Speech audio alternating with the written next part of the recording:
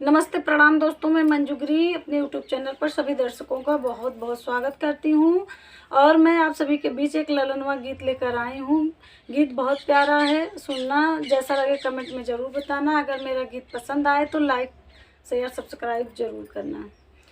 पहिल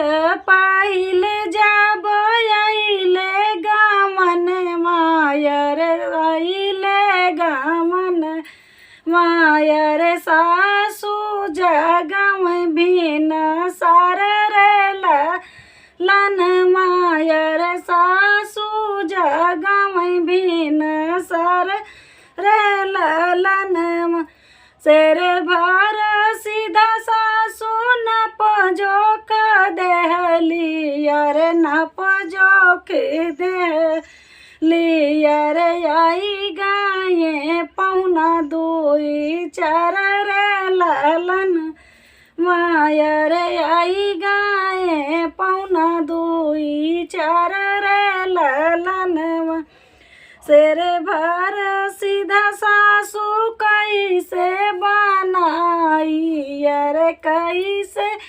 बनाई अरे कैसे खियाब में है मन रे ललन मायर कैसे खियाब में है मन रे ललन सासू मांगई एकठी ननद मांगई दुईठी ननद मांगई दुईठी अरे स्वामी मोरे मांगई भरा थाली रे ललन मायर स्वामी मोरे मांगई भरा थाली रे ललन आगी लैला सासू हो भौरी लैला ननदी अरे भौरी लैला ननदी अरे तू पिया चूल्हिया के रख रे ललन मायर तू पिया चूल्हिया के रख रे ललन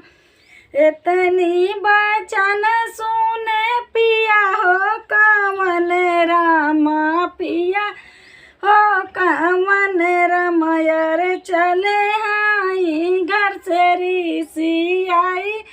रे ललन मायर घर से चले हैं ऋषि आई रे ललन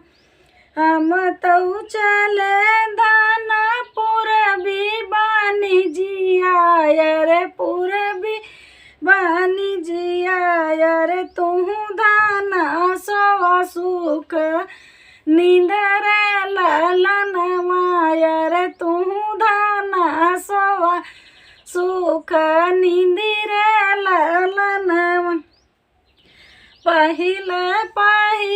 जब आइले गमन मायर आइले गमन मायर सासू जगम भीन सार रे ललन मायर सासू जगम भीन सार रे ललन। धन्यवाद दोस्तों।